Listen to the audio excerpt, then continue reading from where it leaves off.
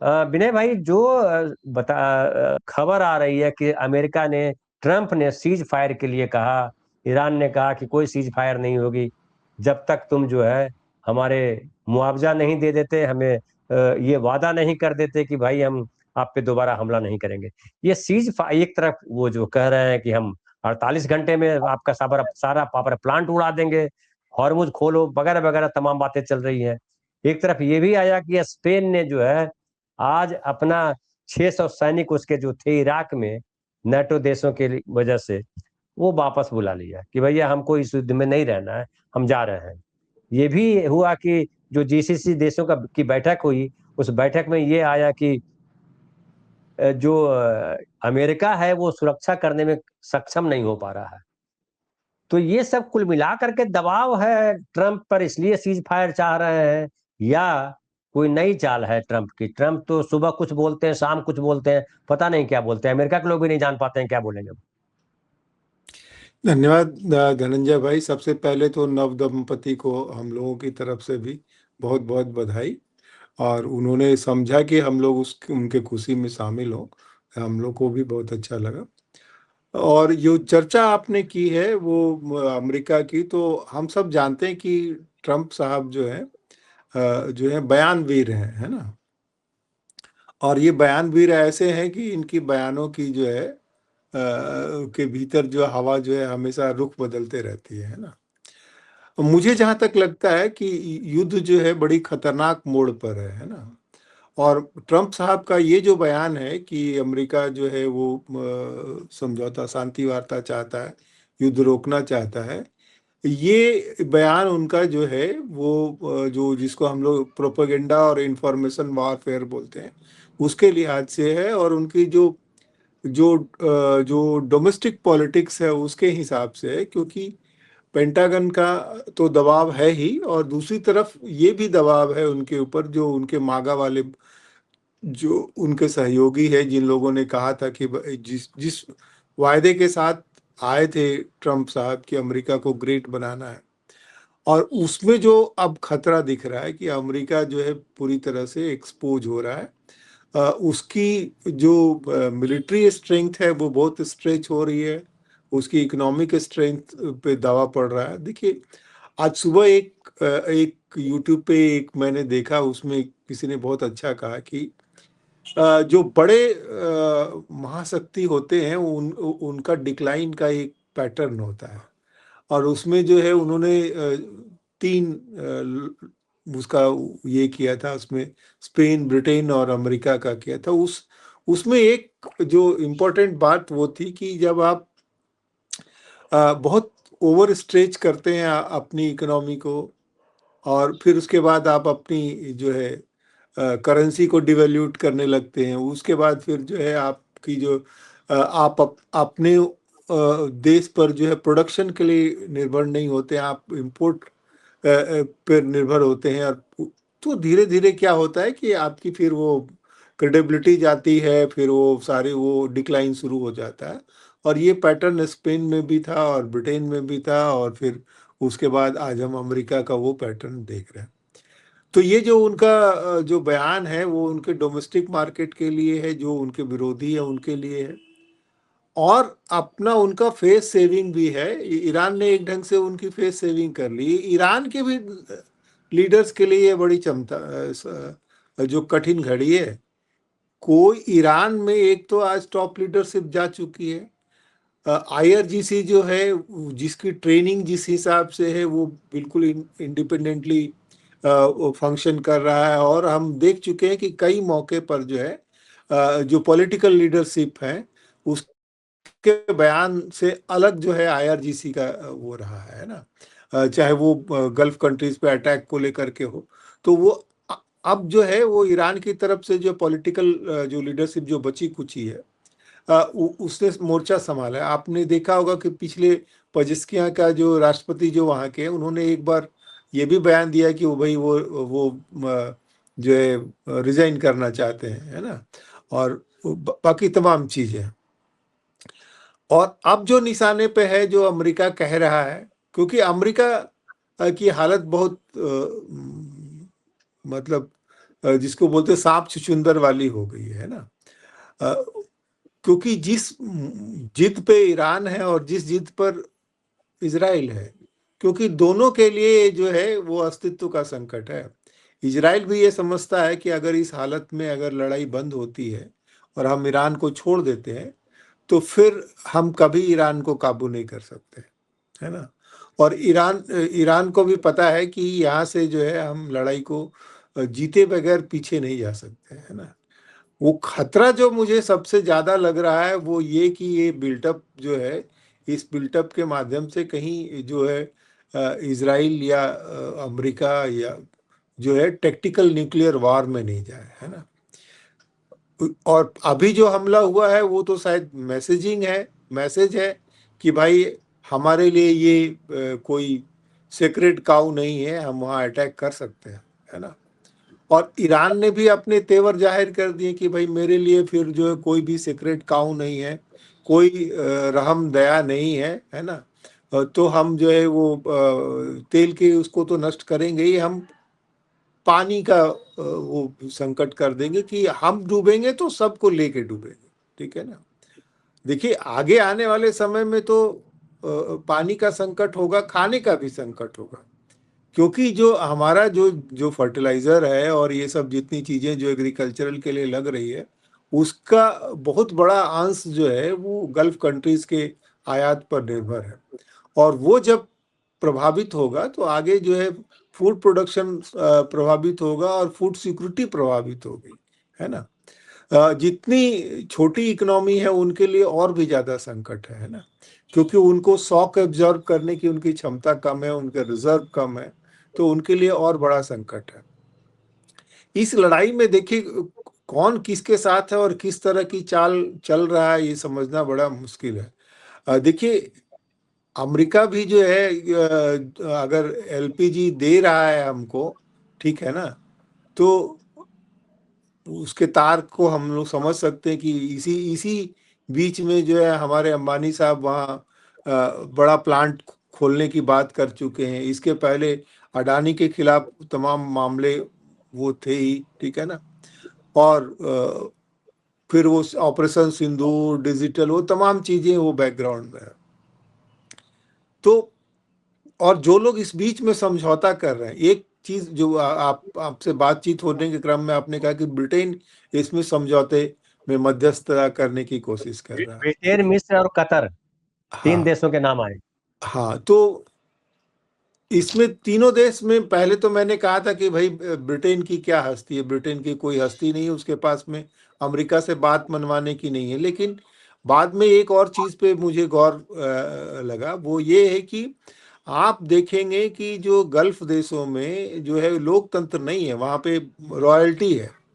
और उसमें से अधिकांश देश जो है सेकेंड वर्ल्ड वॉर के बाद ऑटोमन एम्पायर से बनाए गए राजतंत्र हैं, और उसमें से ज्यादातर राजतंत्रों के लोगों की ट्रेनिंग जो है वो ब्रिटेन के सैंडहर्स्ट स्कूल में हुई है, ठीक है ना?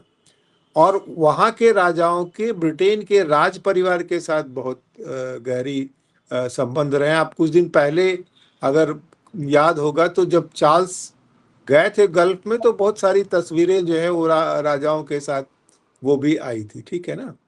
और कतर कतर जो है वो उसका इन्वॉल्व होना वो इसलिए है कि कतर अभी जो है इस बीच में जो है मांडवाली का काम जो है उसी के जिम्मे रहा है।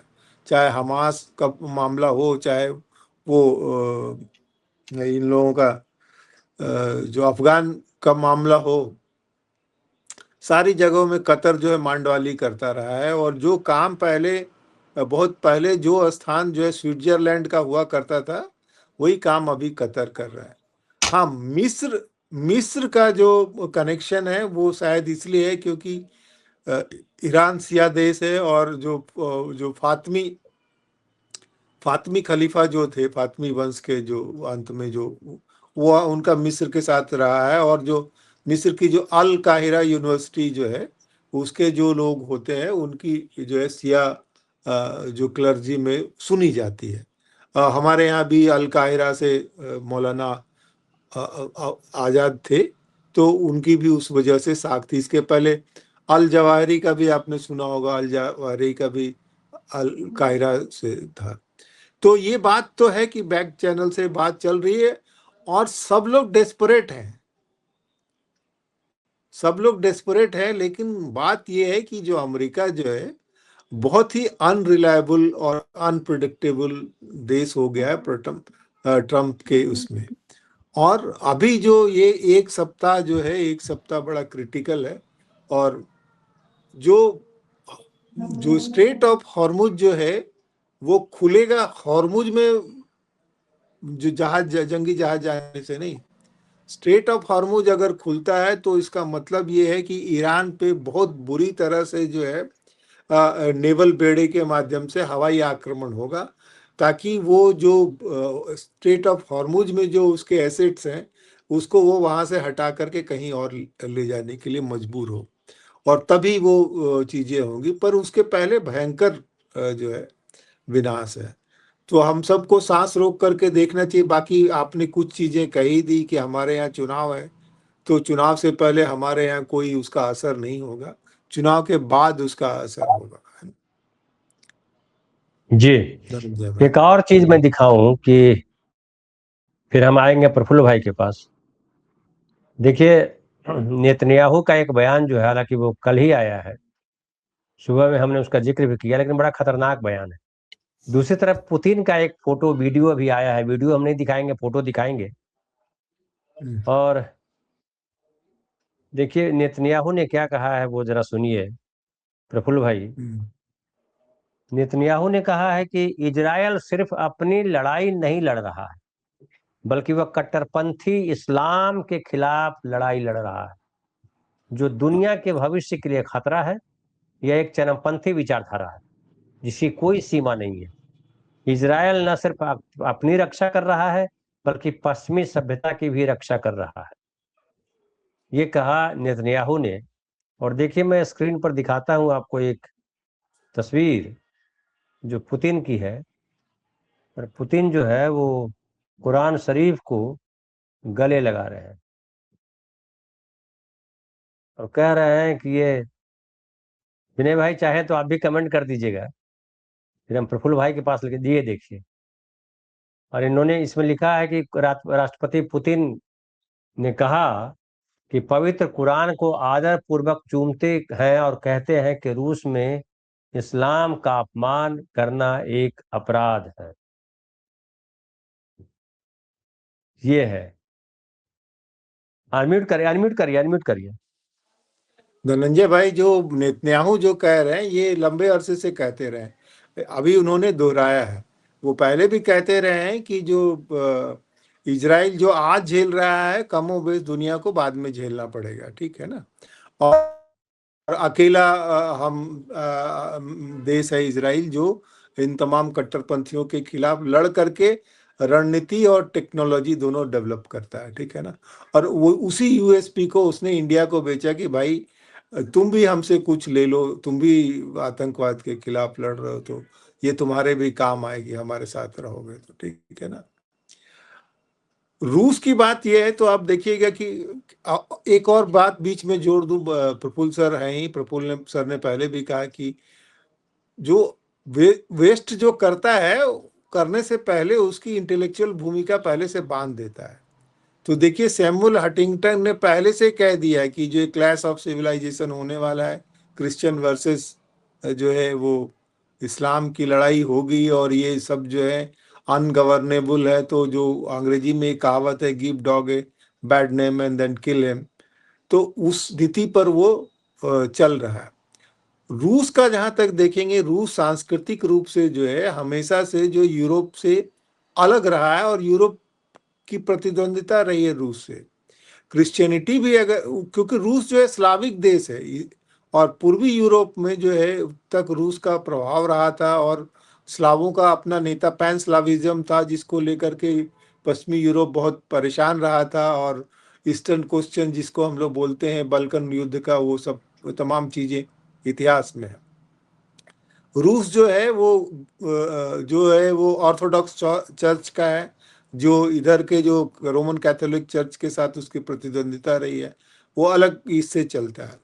लेकिन जो पुतिन का जो सपना है वो बृहत सोवियत संघ का है, वो रूस का नहीं है। उसने अपनी आंखों के सामने केजीबी का एजेंट रहते हुए सोवियत संघ को ढहते देखा है।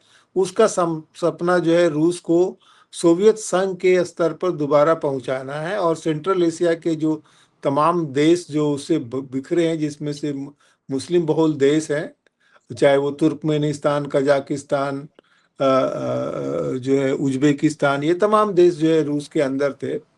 और वहाँ जो इस्लाम के नाम पे जो अलग हुआ है, तो वो एक जो जिसको बोलते हैं कि वो उन्होंने पहल की है अपनी तरफ से अमेरिकन इन्फ्लुएंस को पुश करने के लिए, कि ऐसे समय में जब अमेरिका जो है वो आइडियोलॉजिकली कमजोर पड़ रहा है, रूस ना केवल स्ट्रेटेजिकली और इकोनॉमिकली अपने आप को पुश कर रहा है, बल्कि प्रोपेगेंडा वार में, देखिए पुतिन कभी प्रोपेगेंडा वार में दिखते नहीं थे, ठीक है ना। आप नहीं देखते हो कि पुतिन बहुत ऐसे स्टेटमेंट देते थे कि जिससे इमेज बिल्डिंग एक्सरसाइज हो रहा हो। हमेशा लगता था कि रूस जो बहुत प्रैक्टिकल है, उसको जो जो लगता है कि उसके फायदे की वही काम कर रहा है। पर यहाँ जो है रूस जो है वो इमेज मेकिंग काम कर रहा है, और फिर से वो एक पोजीशन हासिल करना चाहता है। जी धनंजय भाई। जी प्रफुल्ल भाई, जी। तो क्या आप देख रहे हैं? हमें तो लग रहा है पूरा एक उलझा हुआ है, और सब जो है पूरी दुनिया ऐसा लगता है कि आम आदमी को। अभी मैं देख रहा था एक खबर, खबर में ये है कि डब्ल्यूएचओ के जो है, डब्ल्यूएचओ ने चेतावनी दी है और कहा कि परमाणु ठिकानों पर हमलों को लेकर के गंभीर चेतावनी दी है। और उसके जो डायरेक्टर जनरल हैं doctor Tedros Adhanom Ghebreyesus, Iran के नतांज इनरिचमेंट कॉम्प्लेक्स और इजराइल के डिमोना शहर जहां न्यूक्लियर सुविधा है वहां हमलों की खबरें आई हैं। उन्होंने कहा कि इंटरनेशनल एटॉमिक एनर्जी एजेंसी इन घटनाओं की जांच कर रही है और फिलहाल किसी तरह के रेडिएशन बढ़ने के संकेत नहीं मिले हैं। उसके अलावा ईरान ने एक धमकी दी है, और ईरान ने कहा है कि ट्रंप की धमकियों के बाद ईरान ने सैन्य जवाब देने की बात की। दैनिक भास्कर देखिए बता रहा है सब। ईरान के राष्ट्रपति मसूद पजश्कियान ने कहा कि देश के खिलाफ दी जा रही धमकियां और हमले ईरान को और ज्यादा एकजुट कर रहे हैं। हम इन बेतुकी धमकियों का मैदान में डटकर सामना करेंगे। हालांकि आज जो है ये भी उन्होंने कहा है कि हॉर्मुज स्ट्रेट को लेकर भी साफ किया और कि ये सभी के लिए खुला है, लेकिन जो ईरान की जमीन का उल्लंघन करेगा उसे इसकी कीमत चुकानी पड़ेगी। और अगर हॉर्मुज स्ट्रेट पूरी तरह से नहीं खोला गया तो अमेरिका ईरान के पावर प्लांट्स को निशाना बनाएगा। इसको लेकर कहा जा रहा है कि अभी ईरान ने कहा है कि सबके लिए खुला है, लेकिन जो हमारा दुश्मन है उसके लिए खुला नहीं है। ये भी कहा है कि बाकी सबके लिए खुला है, लेकिन जो हमारा दुश्मन है उसके लिए नहीं खुला है। लेकिन आने से सब लोगों को डर लग रहा है प्रफुल्ल भाई। तो ईरान का इतना डर क्यों है? और ये जो है ट्रंप जो कभी कुछ कभी पल, क्या उसको कहते हैं, कभी तोला कभी मासा कर रहे हैं, पल ये में क्या? तोला पल में मासा। पल में तोला वो पल में मासा, बिल्कुल। ये पल में वो तोला पल में। जो ये जो ईरान करना चाह रहा है ना, कि ईरान का कौन दुश्मन है, तो ईरान ही तय करेगा ना। तो एग्जैक्टली। एक समय में जो पुर्तगाल करता था समुद्र में, उन्होंने करताज सिस्टम लागू किया था। कोई भी जहाज उनके प्रभाव क्षेत्र से जाएगा तो उनको टैक्स देके उनसे वो सर्टिफिकेट लेकर के जाएगा, नहीं तो उस जहाज को वो डुबा देते थे। तो अभी ईरान की वही स्थिति है ना, कि जो जी भी जाएगा वो, और वो उन्होंने जो बयान दिया है वो बयान इसीलिए दिया है कि जो बहुत ज्यादा निगेटिव इमेज बन रही थी ईरान की, कि ईरान जो है ब्लैकमेल कर रहा है पूरी दुनिया को, लड़ाई आपकी अमेरिका के साथ है, बाकी देश को क्यों क्यों गला घोंट रहे हैं। तो ये बयान उसी के मद्देनजर है, पर ईरान जो है नियंत्रण अपना बिल्कुल रखेगा।